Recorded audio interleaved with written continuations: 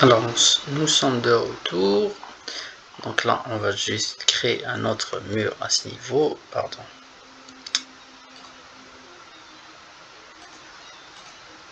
Je vais sélectionner mur de base 3. Comme ça. Et voilà. Donc là vous allez créer deux murs. Comme ça, aléatoirement. Et donc si par exemple je veux avoir trois chambres qui ont la même dimension. Donc je clique sur modifier, cotation. Comme ça. Et comme ça. Comme ça. Et en fait là, je sais que vous aurez cette question.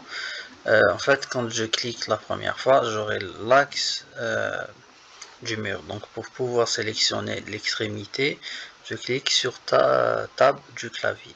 Comme ça. Et voilà. Et je clique ici sur Equal. Donc là, automatiquement, j'ai trois chambres de la même distance. Ensuite, pour pouvoir voir les dimensions, je décoche Equal. Et voilà. Ensuite, donc on va juste créer des portes. Donc on va sur architecture, porte. Et donc vous avez la possibilité de modifier les dimensions, la hauteur, etc. Donc je ne vais pas trop m'étaler. Je vais mettre là la porte. Et on va modifier déjà l'orientation. Donc vous avez deux outils. On clique ici et une deuxième fois. Comme ça. Ensuite, pour copier une deuxième porte à ce niveau et avec la même distance, je clique sur la porte, je clique sur symétrie et je choisis l'axe, comme ça, et on valide. Et vous créez une autre porte à ce niveau, par exemple. Voilà. Ensuite, donc il nous reste bien sûr le mur rideau à ce niveau et la petite faille à ce niveau.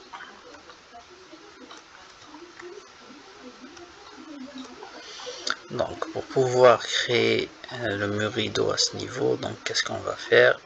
On va sélectionner le mur et en fait déjà on a deux types de méthodes. Donc on a celle qu'on a vue sur le cours, modifier le profil, et vous faites donc le rectangle comme ça, et bien sûr vous ajustez, vous supprimez ça,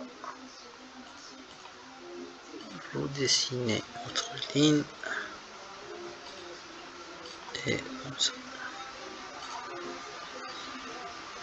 et vous validez. Voilà. Là c'est la première méthode. Si par exemple je veux directement créer une ouverture, donc là si je clique sur le mur, j'ai ouverture dans un mur et j'ai directement l'option pour ouvrir le mur. En revanche, donc là, pour pouvoir modifier, c'est un peu délicat.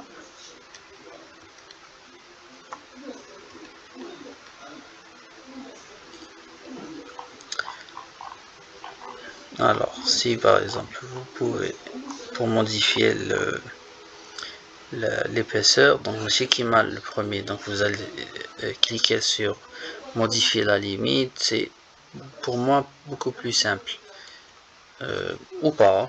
Donc là par exemple si vous voulez modifier l'ouverture, vous avez déjà deux sélections. Donc la première c'est le mur, et si vous cliquez sur Tab, comme ça par exemple, vous avez la sélection de l'ouverture. Et là vous modifiez tout simplement. Voilà. En fait vous choisissez celle qui vous met le plus à l'aise. Alors ensuite on va dessiner notre mur rideau.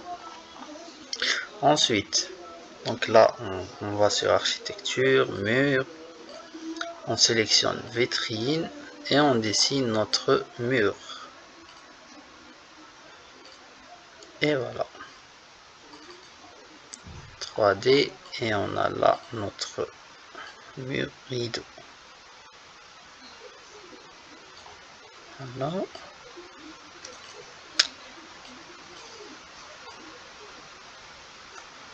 Voilà. Alors je vous ai dit, donc dans le premier niveau on va pas trop s'étaler dans les cadres, etc. On va faire un type de vitrage simple. Donc on clique sur modifier et là vous avez la possibilité de modifier. Donc on va faire nombre fixe, comme ça, et voilà.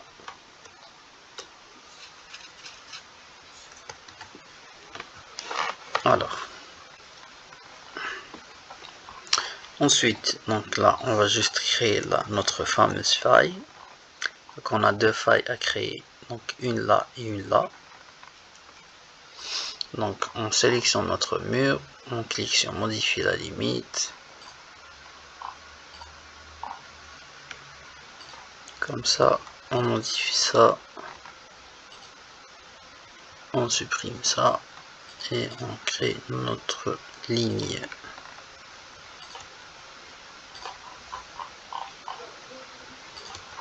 Et on valide. Alors je vais pas trop m'étaler dans le, comment dire, dans les choses. Donc là je vais juste créer une fenêtre comme ça, infixée. Donc vous allez la charger vous. Et autre chose, je viens de remarquer ça. C'est pour ça que je vous ai dit, en fait, l'option indicateur peindre, elle est un peu contraignante. Donc de préférence, vous faites sur modifier et vous changez ici, en fait, le matériau, carrément. Mais bon, on va le laisser quand même parce qu'on n'a pas le temps. Alors, on clique sur fenêtre, modifier le type, charger. Bon, moi je l'ai déjà. Vous, donc vous chargez infixé. Hein. Donc là, moi je l'ai. Et voilà. Vous mettez niveau 1. Vous sélectionnez 0,15. 0,15. Et voilà. Vous retournez en plan. Alors là, elle se voit pas. Parce que la hauteur de la coupe, elle est en dessous. Dessus. Alors, pour pouvoir changer ça, modifier le type, on clique sur hauteur, par exemple, 7 mètres. 7 mètres 5. Alors là, automatiquement, sur le plan, on a l'affichage. Si je clique sur inverser, voilà. Et voilà. Donc là, par contre, la hauteur, c'est pas la même. Donc, comme je vous l'ai dit, vous pouvez par exemple aller sur l'élévation. Vous comptez votre hauteur. Donc de là, pas est, nord, je pense. Voilà. Nord. Plutôt ouest. Voilà. Donc vous allez sur modifier. Vous cliquez sur mesurer. Vous tracez une ligne comme ça. Jusqu'ici. Donc 7 mètres 65. 7,65. Voilà. Donc déjà vous enlevez ça. Non, plutôt. Il y a comme un truc bizarre. Voilà. J'ai peut-être mal compté les... Voilà.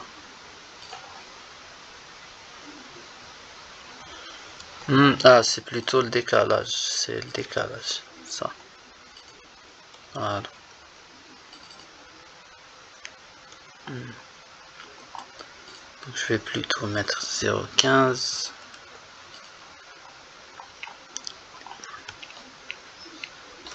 Et diminuer de 15 cm. Donc 35. Voilà. on va retourner une deuxième fois sur l'élévation, on va compter l'épaisseur de la cavité, donc 0,5, 0,6. Là, 0,5, 0,6. On va aligner. Et voilà.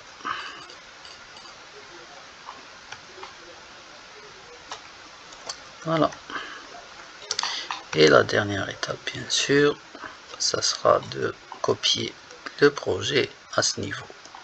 Vous vous positionnez sur le plan de masse, vous sélectionnez votre projet comme ça, vous cliquez sur copier et vous le copiez. Voilà, fin de la première partie de Revit. Rendez-vous au niveau 2.